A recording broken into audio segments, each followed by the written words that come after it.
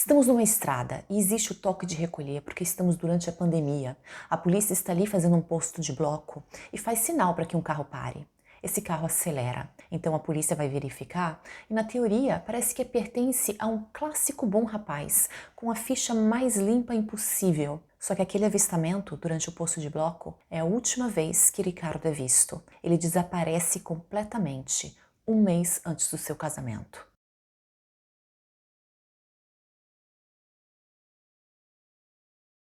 Oi, gente, muito bem-vindos à Itália. Se não é inscrito ainda, dá tempo. Não quer? Deixa um like, um comentário. Não quer fazer nada? Tudo bem, sem ressentimentos. Vamos todos juntos para a história de hoje, que se passa em Busto Arsizio, que fica na província de Varese, na região da Lombardia, ali no norte da Itália. É onde fica Milano, para a gente se localizar um pouco. E é ali que vive um clássico bom rapaz, Riccardo Giuliani, considerado um ótimo filho, ótimo amigo, um excelente trabalhador. Ele é funcionário em uma empresa que faz o conserto e a manutenção de caldeiras, que são equipamentos que fazem o aquecimento da água nas residências. E é um trabalho que ele começou a fazer assim que ele saiu do segundo grau, quando ele estava com 19 anos. Ou seja, ele trabalhava já na mesma empresa há 15 anos. Uma pessoa séria, um rapaz consistente, que tinha sua casa, morava ali sozinho, tinha poucos, mas bons amigos, bastante contato com a família e conduzia uma vida tranquila e simples. Como a gente viu, ele trabalhava ainda no primeiro emprego que ele conseguiu na vida, ele tinha uma vida assim bastante estruturada e uma palavra muito usada para descrevê-lo, as pessoas que o conheciam, era reservado. Como eu disse antes, o clássico sério bom rapaz, mas que talvez estivesse um pouco entediado, um pouco cansado dessa monotonia. Eu digo isso por causa do que ele escreveu no seu perfil do LinkedIn. Trabalho há 15 anos fazendo assistência de caldeiras e condicionadores. Eu gosto do meu trabalho, adoro estar em contato com as pessoas e resolver os seus problemas. Eu gosto do trabalho, não repetitivo, mesmo que às vezes com um ritmo verdadeiramente estressante. É um período que o ambiente de trabalho não é mais estimulante, os colegas de trabalho, o crescimento pessoal. Eu gostaria de mudar completamente de vida e de carreira. Por exemplo, uma oportunidade na Suíça, trabalhando no controle da fronteira. Primeiramente na Suíça, porque o salário me atrai, claro. Eu gostaria de melhorar minha situação econômica, não vivendo para pagar as contas como faço hoje. O problema é, no meu caso, concentrado em diversos fatores. A segurança em um novo emprego, agora eu tenho um contrato indeterminado. Eu sou um rapaz muito engenhoso, a vontade de aprender coisas novas e arriscar mais em um novo lugar é muita. Mas a oferta, no meu caso, parece sempre para fazer a mesma coisa. E aqui, para contextualizar um pouco, não sei se eu já falei aqui no canal, se eu já comentei isso, mas os empregos na Itália são, na grandíssima maioria, mas quase a totalidade, você começa a trabalhar numa empresa e o seu contrato é a tempo determinado, 1, 2, 4, máximo 6 meses. Difícil até encontrar alguém que de cara te faça um contrato de 6 meses. E não é só uma questão de, se vai tudo bem, obviamente que eles me renovam esse contrato. Não, não, eles fazem muito esse giro para pagar menos impostos. Então é muito difícil um emprego estável, um emprego que você tem um contrato que eles vão te despedir só se as coisas não andarem bem. O normal é que as pessoas fiquem realmente pulando assim. E ele tinha esse contrato indeterminado, já estável. Na idade dele é um feito incrível. Então é muito, muito difícil fazer esse passo, mesmo que a Suíça esteja ali, a poucos quilômetros de onde ele mora, é muito difícil fazer um passo assim, mudar para qualquer lugar tendo esse tipo de segurança já. E também tem um outro lado, apesar dessa descrição no perfil ali parecer de uma pessoa, para mim ao menos parece, de uma pessoa bastante entediada, com bastante vontade de mudar. Ele não estava assim com a vida pessoal dele tão ruim.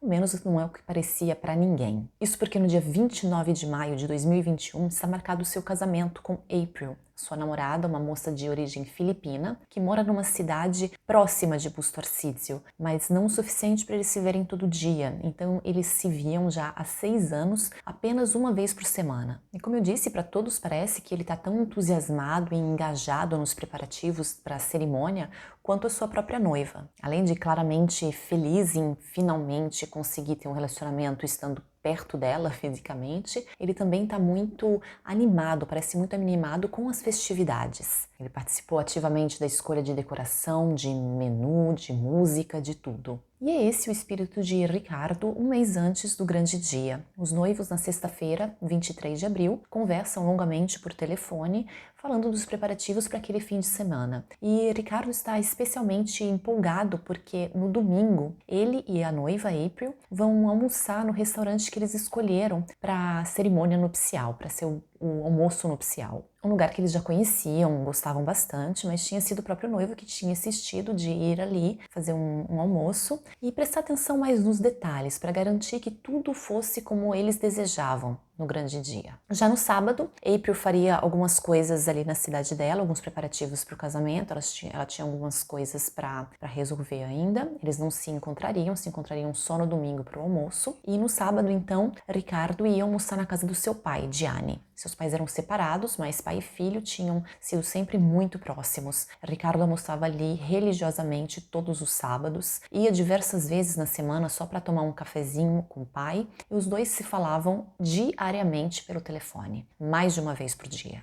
E foi assim também naquele sábado à noite, mesmo tendo passado o dia na casa do pai, à tarde ali depois do almoço. À noite eles também se falaram por volta das 8, como era mais ou menos o costume deles, sempre, todos os dias por volta daquele horário. Eles estavam conversando até que Ricardo disse que estava preparando o jantar e eles se despediram. E tudo parecia extremamente normal, até algumas horas depois dessa última ligação, por volta das 2:30 da manhã. De sábado 24 de abril para domingo 25, quando uma patrulha da polícia está fazendo um normal bloqueio na estrada 33 del Sempione, que é uma estrada que vai do norte da região da Lombardia, que é ali onde fica Busto Arsizio e a casa de Ricardo, até a Suíça, um pouquinho mais ao norte, costejando o Lago de Como. Os policiais então são parados ali, fazendo um posto de bloco para controlar documentos e também porque, como eu mencionei antes, a gente estava durante a pandemia, então tinha o toque de recolher, as pessoas não podiam estar dirigindo sem algum motivo específico e autorizado àquela hora. Então eles estavam na direção Suíça-Itália, ou seja, descendo,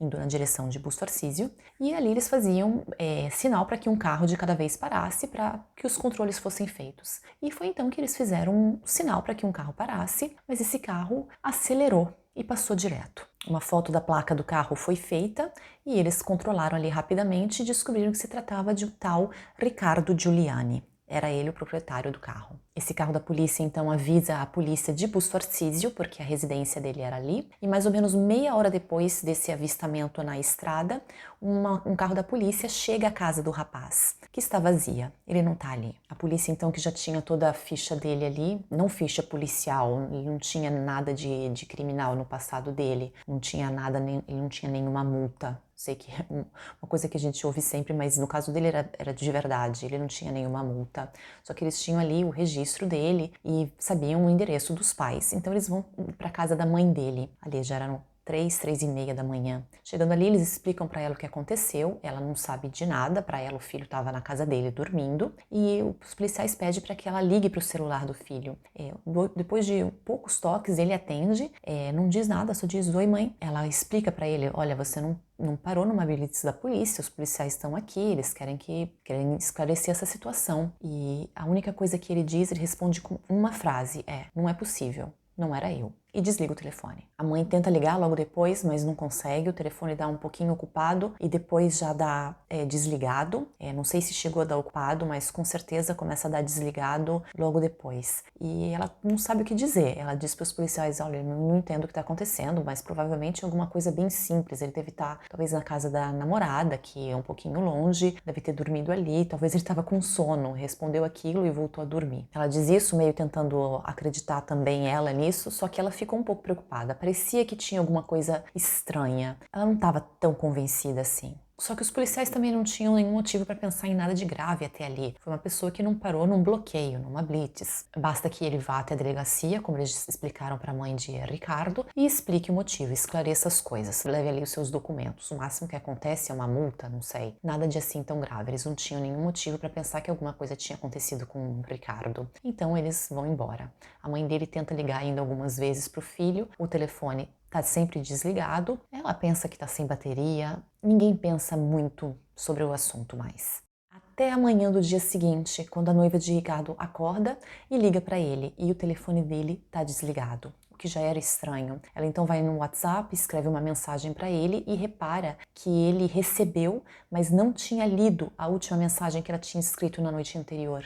E isso era ainda mais estranho. E já April, ao contrário da mãe dele, pensou imediatamente que alguma coisa tinha acontecido. Ela estava preocupada principalmente porque Ricardo tinha uma doença que eu não achei em lugar nenhum, explicando o que é. Mas era uma coisa congênita, uma coisa sem cura, e podia vir um mal-estar, uma coisa assim para ele, e se ele não tomasse um remédio específico, que ele tinha que estar sempre com esse remédio, ele podia realmente perder sua vida, era uma questão de vida ou morte. E ela ficou com medo que algo tinha acontecido ali com ele, que ele tinha se sentido mal e não tinha feito em tempo de tomar a medicina. Então ela, sem pensar duas vezes, entra no carro e dirige até a casa do noivo. Chegando ali, ela encontra Gianni, o pai de Ricardo, que naquela manhã a mãe dele acordou, tentou ligar para o filho normalmente, não tão preocupada, mas melhor a gente verificar, né?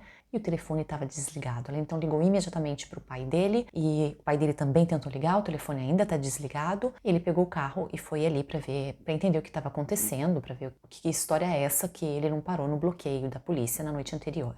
Então os dois começam a vasculhar a casa, procurando algum sinal, alguma pista de alguma coisa. E a única coisa que eles encontram, que parece fora do lugar, é que em cima da mesinha de cabeceira dele, do lado da cama, está um celular, só que não o celular que ele usa agora, um celular já bastante velho, que ele não usava mais. O telefone estava ali, e a única coisa que eles não encontram é o casaco de inverno de Ricardo, suas chaves, carteira com os documentos, o telefone atual dele, que ele usa, e o carregador de bateria. Então os dois se dirigem imediatamente para a delegacia. E dão bastante sorte, porque ao contrário do que costuma acontecer nesses casos, quase sempre a polícia não dá muita atenção, acha que a pessoa saiu por vontade própria e não registra nem o desaparecimento. Dessa vez eles registraram e começaram já a procurar no registro dos telefonemas, no registro de ligação do telefone de Ricardo. E é assim que eles descobrem que o último registro, a última vez que o celular dele tinha se conectado a uma torre, tinha sido naquela mesma manhã de domingo, às 6h55, na região de uma rua chamada Rua Varesina, em Milano, a mais ou menos 33 quilômetros de Busto Arsizio. Mas parece que depois disso o celular não tinha sido mais nem ligado ou não tinha sido usado porque não se conectou mais a nenhuma torre. Então eles passaram para a segunda opção, que era a conta bancária de Ricardo.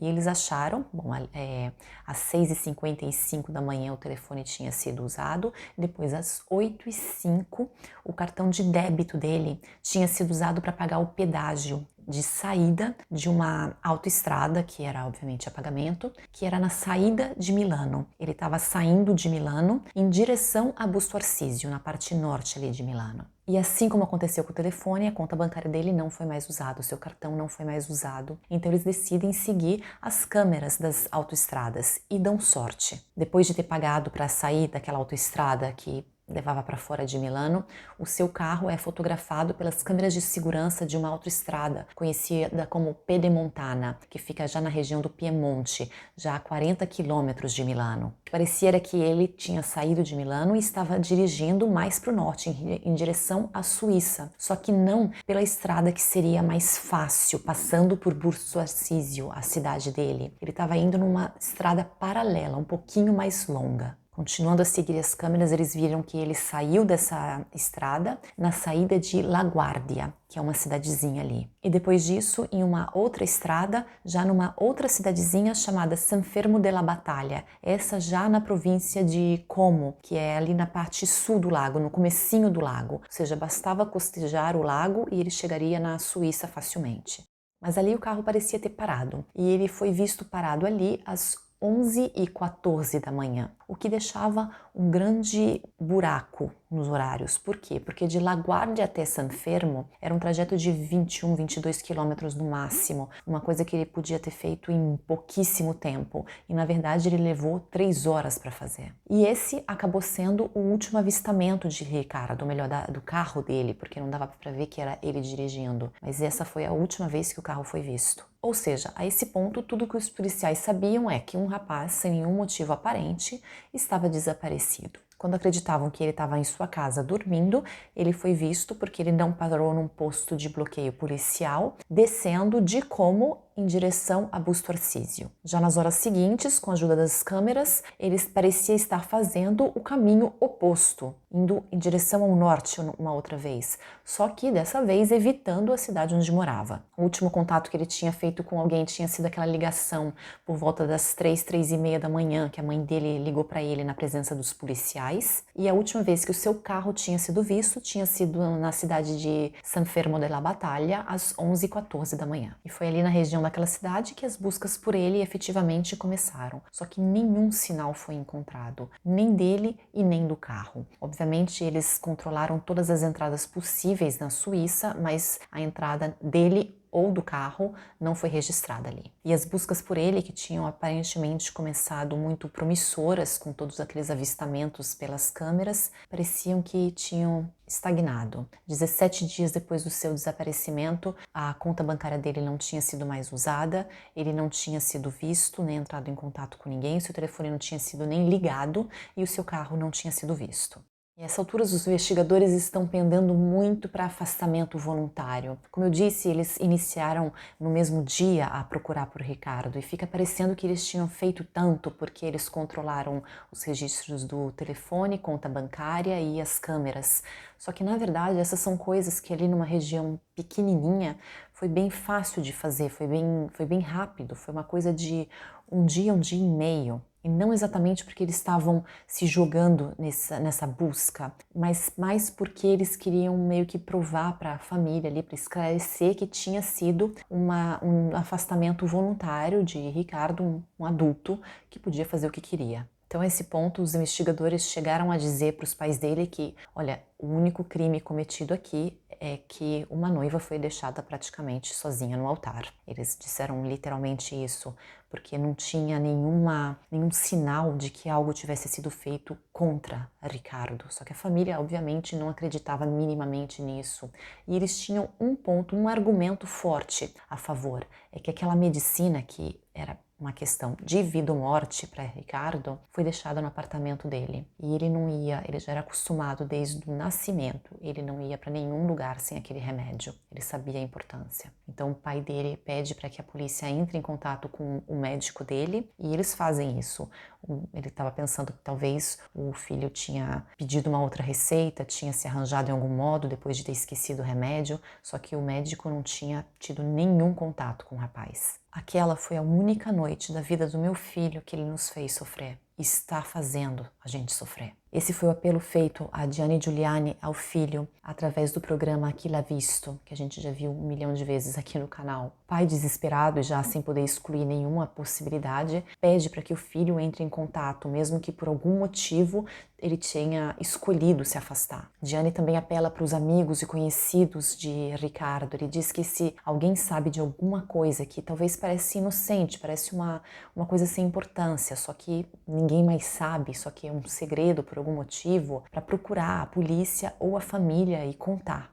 Mas nenhum conhecido, amigo, familiar, muito menos Ricardo, entrou em contato. Só que, como de costume, o programa televisivo ajudou sim. No dia 13 de maio, 3 semanas depois do desaparecimento, uma telespectadora enviou uma foto para o canal de televisão ali, porque perto da casa dela ela tinha visto parado já há um bom tempo, diz ela, um carro que parecia muito ser a Tiguan branca de Ricardo. O carro tinha sido visto, estava naquele momento em Sannino, um bairro da cidade de Como já, e que ficava a menos de 5 quilômetros daquela cidadezinha, San Fermo della Battaglia, onde ele tinha sido visto por último pelas câmeras. O veículo estava parado na rua Massimo Bontempelli e não tinha nada que chamasse muita atenção, estava parado corretamente e estava perto de um bosque. Tinha algumas residências ali, mas tinha logo a poucos metros já começava um bosque. Obviamente a polícia se dirige imediatamente ali.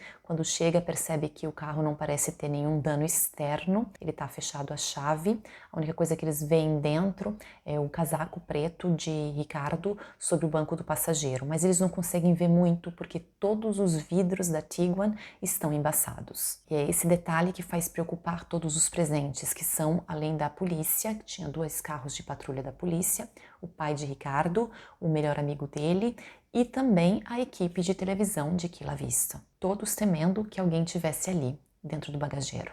A polícia então imediatamente quebra uma das janelas, o alarme dispara, eles conseguem desligar o alarme e verificam tudo, não encontrando ninguém e nada. Nada além da carteira de Ricardo, que estava debaixo do casaco dele, com 350 euros em dinheiro. O que era um detalhe interessante, porque Ricardo, assim que viu o dinheiro, o pai dele estranhou, o amigo dele estranhou, e outras pessoas também falaram sobre isso, ele não tinha o costume absolutamente de andar com um dinheiro contante na carteira, com ele no bolso. E foi verificado que o último saque que ele tinha feito tinha sido sexta-feira, antes de desaparecer, no dia anterior, à noite, provavelmente depois do trabalho. Ele tinha sacado 150 euros. Como ele era uma pessoa com hábitos bastante específicos, controlaram também que no sábado de manhã, antes de almoçar com o pai, ele tinha ido ao supermercado e ali ele fazia a compra da semana para ele, mais ou menos. E ele não tinha pagado com nenhum dos seus cartões, ou seja, ele tinha pagado com dinheiro. Então, se ele tinha sacado 150, mesmo que ele tivesse alguma coisa na carteira dele, ia ser o que sobrou da compra anterior. Como que aquilo ali virou 350? Da onde vinha aquele dinheiro? E essas foram as primeiras observações que eles conseguiram ali, os investigadores conseguiram extrair do carro. Enquanto isso, estava sendo feita uma perícia mais profunda. E o que eles concluíram é, primeiro eles conseguiram explicar por causa da chuva, quando aquela telespectadora mandou a foto, o carro não estava embaçado. E depois parece que choveu durante não sei quanto tempo, ou seja, eles conseguiram explicar sem ninguém ter estado dentro do carro durante aquele tempo, que poderia sim ter embaçado.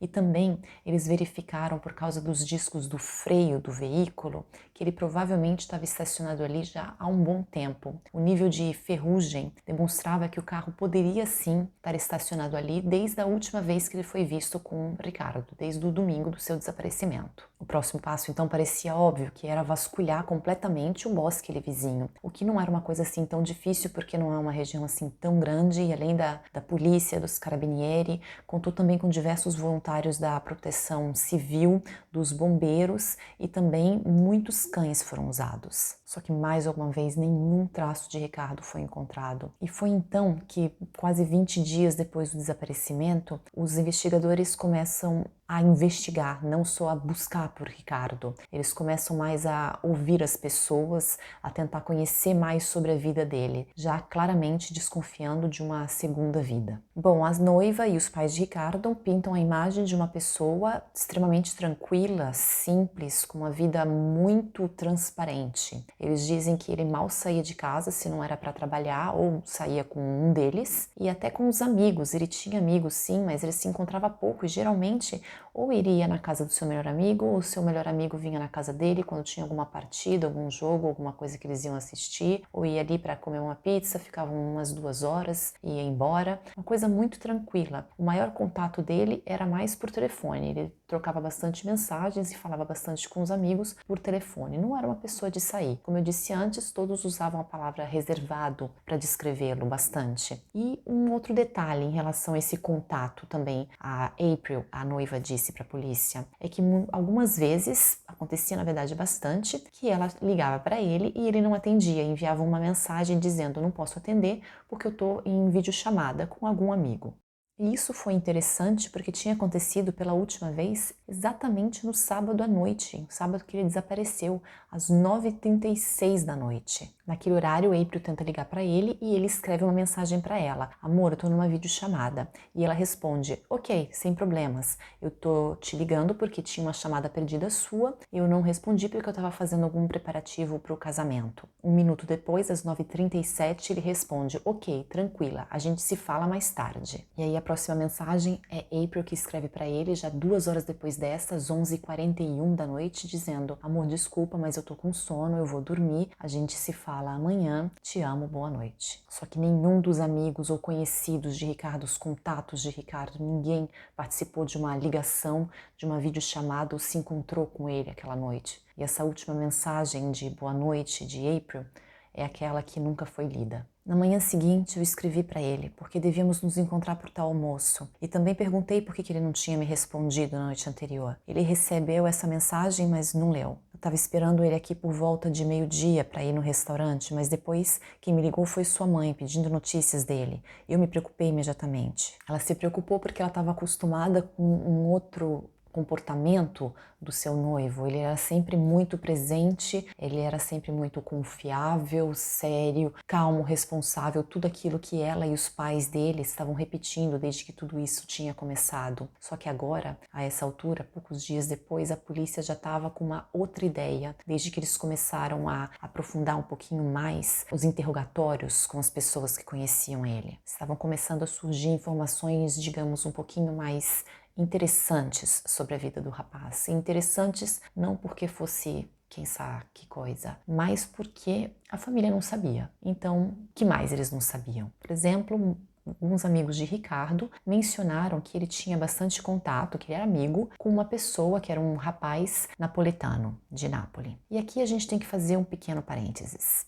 Existe um grande preconceito na Itália com as pessoas que são do sul, mais pobres, menos desenvolvido. A gente sabe como é, todo país tem a sua versão disso, né? E na Itália, o alvo desse preconceito todo é o sul e mais especificamente a cidade de Nápoles. Então significa muito que uma pessoa, bom rapaz, certinho, do norte, como Ricardo, seja amigo de um napolitano. E significa mais ainda o fato que a família e a noiva não sabiam nada disso. E mais ainda que todas essas pessoas que comentaram que sabiam dessa amizade, apesar de não conhecerem o tal rapaz, sabiam disso porque Ricardo ia com esse tal rapaz até uma cidadezinha chamada Rescaldina. Não se sabe por quê. É um lugar ali pequeno na província de Milano e essa era toda a informação que essas pessoas tinham. Talvez um dia ligavam para Ricardo, dá pra gente fazer alguma coisa juntos? Ou falavam com ele e ele mencionava que ele estava indo com esse tal amigo a Riscaldina. Uma coisa que, repito, a família dele não tinha a mínima ideia, muito menos que ele se dirigia para uma outra cidade. Obviamente, assim que a equipe televisiva de Que L'ha Visto ficou sabendo dessa nova pista, dessa coisa de segunda vida, provavelmente uma coisa que chamaria muito a atenção do público, eles se dirigiram para aquela cidade. O objetivo deles era, obviamente, encontrar esse tal rapaz napolitano, só que eles não encontram nada de concreto. Encontram, sim, algumas pessoas que viram um que era do sul com outro rapaz que tinham visto na televisão, parece que ele estava desaparecido, uma coisa assim, mas nada de fato. Eles até vão novamente à casa do pai de Ricardo, à equipe da televisão, para que ele faça um apelo a essa pessoa, esse napolitano, que ele procure a polícia, procure o programa de televisão, a família, procure alguém para dizer o que ele sabe. Enquanto isso, a polícia não estava de braços cruzados. Eles queriam sim falar com esse napolitano, mas eles não estavam seguindo só essa pista. Eles tinham descoberto uma ligação telefônica de Ricardo que eu não conseguia achar o porquê que eles não tinham visto isso antes. Eu pensei no tal telefone que estava na mesinha de cabeceira dele. Talvez seja isso. Mas de qualquer forma, era uma ligação que tinha durado um tempo considerável. Também não achei quanto tempo, mas estava escrito exatamente tempo considerável. Tinha sido iniciado por volta da meia-noite do sábado para o domingo, ou seja, tinha sido a penúltima pessoa a falar com ele, a conversar com ele, já que a última tinha sido ali a mãe, depois que os policiais foram ali por causa do posto de bloqueio. Só que essa pessoa não foi encontrada, eles não conseguiram mais nenhuma informação. Eu não sei nem, repito, eu não sei nem como eles conseguiram saber dessa ligação, só que isso não foi para frente. Então, dessa vez, foi a equipe de televisão que conseguiu ter mais sorte em avançar nas investigações. Já no segundo dia que eles estavam ali em Rescaldina, eles encontraram uma pessoa, uma testemunha que não quis se identificar, permaneceu anônima, mas essa pessoa disse para eles, fez uma longa entrevista, explicando para eles que 4 dias antes daquele dia da entrevista, ele sabia que Ricardo estava vivo. Ele, eu digo ele, porque por comodidade, porque não sabe, a gente não sabe nem se é um homem ou uma mulher. Mas essa pessoa disse que sabia que 4 dias antes Ricardo estava vivo. E aqui temos um grande problema, que são os mitomaníacos.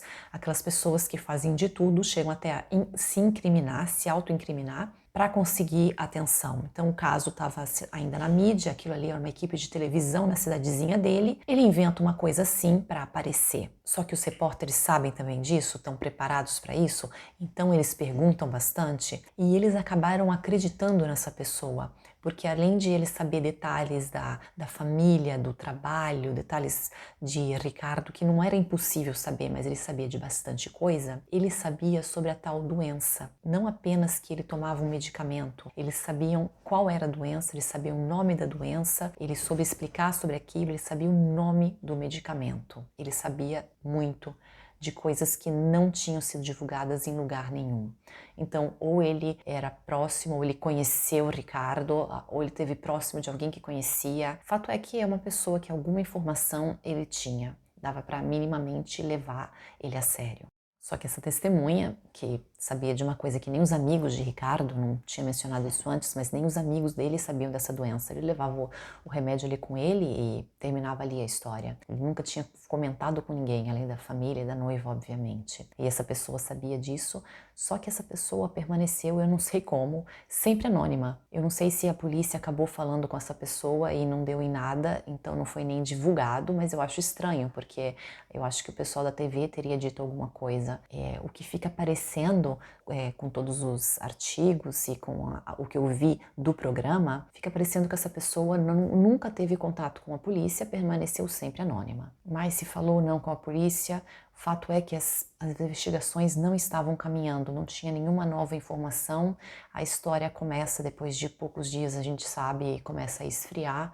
A única pessoa que tentava ainda fazer apelo sempre que possível era o pai, Gianni. Quando digo sempre que possível, é mais de uma vez por dia. E a mãe dele também continuava a ir diariamente, às vezes sozinha, por horas, na região ali do bosque onde o carro foi encontrado. Ela continuava indo ali e distribuir panfletos com a fotografia do filho, esperando que alguém entrasse em contato. E ela estava sempre muito focalizada naquela região do bosque, tanto que depois de várias vezes ir ali tentar procurar alguma notícia, tentar fazer buscas dela mesma, ela acabou indo na polícia pedindo, implorando para eles fazerem uma segunda procura ali. Ela estava pedindo para eles verificarem agora também debaixo da terra. Só que os policiais, os investigadores dizem para ela que o lugar, o bosque, foi vasculhado completamente, que ali não tinha nenhuma pista que levasse a Ricardo, não tinha por que acreditar que ele tinha estado ali. A proximidade do carro dele não era suficiente e já tinha sido procurado. Ponto final. A verdade é que dava para perceber que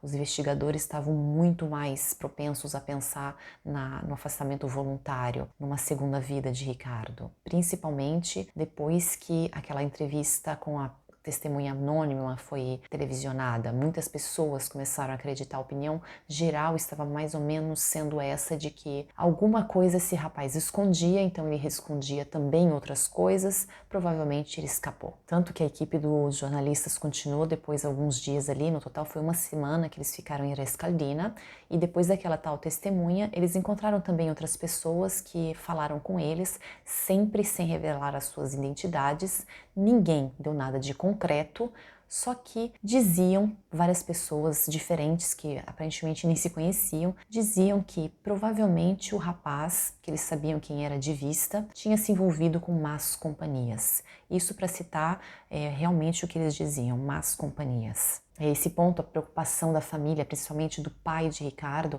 é que as buscas parem, porque eles acreditam que é voluntário. Só que ele apela e ele tá nervoso, e ele tá extremamente já frustrado, porque ele diz que ele quer saber de qualquer maneira, não interessa se é porque é um afastamento voluntário ou não voluntário, se é porque ele está escapando de alguém, se é porque ele fez alguma coisa errada. O que eles querem é a verdade. Mas a situação continua assim, e os dias viram semanas, e se passa um mês, e é o dia 19 de maio, o dia que seria o casamento de April e Ricardo. E ela então faz um apelo naquele dia que ela disse que devia ser o mais feliz da sua vida, e agora é um pesadelo com o olho aberto. Eu queria pelo menos saber que ele tá bem, seja o que for que ele tenha feito, não importa, eu amo e conheço suas qualidades e defeitos.